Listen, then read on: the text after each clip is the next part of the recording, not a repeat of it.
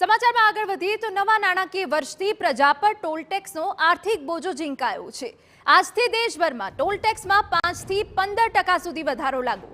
5 થી 40 રૂપિયા સુધીનો ટોલ ટેક્સમાં વધારો ઝીંકાયો હોવાની વિગતો।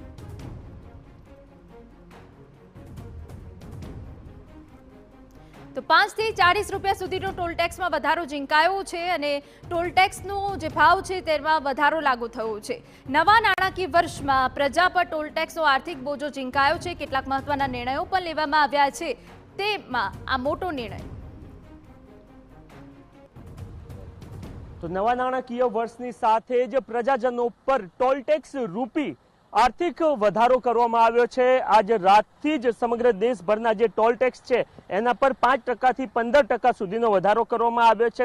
એમાં જો અત્યારે આપ જોઈ રહ્યા છો એ અમદાવાદથી વડોદરાને જોડતો જે એક્સપ્રેસ વે છે એના પર 5 રૂપિયાથી 40 રૂપિયાનો ભાવ વધારો કરવામાં આવ્યો છે। પ્રજાજનો જે વાહન ચાલકો છે તે આપણી સાથે છે, એમની સાથે વાતચીત કરીએ। જી, ભાવ વધારો અમલી થઈ ચૂક્યો છે આજથી, શું કઈ કહેશો તમે? આ ભાવ વધારો આમ તો ખરેખર નાણાકીય વર્ષ પ્રમાણે ખોટો કહેવાય। એકચ્યુઅલમાં ભાવ વધારો હોવો ના જોઈએ। અને એક્સપ્રેસ હાઈવે આ ઓલરેડી કેટલા વર્ષ થઈ ગયા છે, તો હવે તો આ રોડના પૈસા પણ વસૂલ થઈ ગયા છે। તો મારા અંદાજ પ્રમાણે આ રોડ તો હવે ફ્રી કરી દેવો જોઈએ।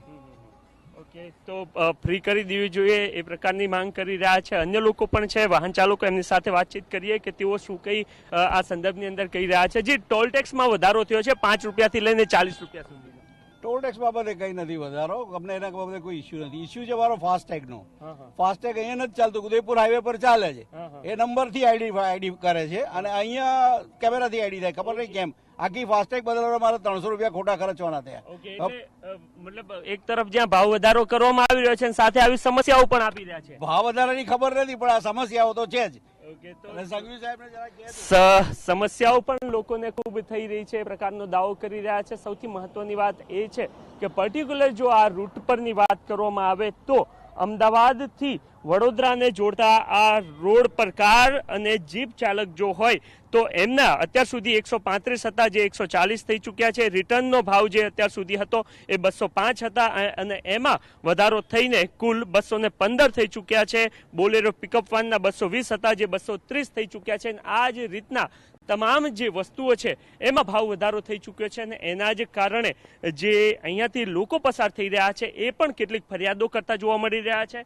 કેટલાક રાહદારીઓ એવું કહી રહ્યા છે કે વર્ષો જૂનો આ એક્સપ્રેસ વે છે, એની જે રકમ ખર્ચાઈ હતી અત્યાર સુધી વસૂલ થઈ ચૂકી છે, એના કારણે આ રોડને ફ્રી કરી દેવામાં આવે। જ્યારે કેટલાક જે વાહન ચાલકો છે એ એમની ફરિયાદો ગણાવી રહ્યા છે, જ્યાં એક તરફ ટોલ ટેક્સમાં વધારો થઈ રહ્યા છે, બીજી તરફ એમની ટોલ ટેક્સને લઈને અથવા તો ફાસ્ટેગને લઈને જે ફરિયાદો છે એ પણ વર્ણવતા તમામ લોકો જોવા મળી રહ્યા છે।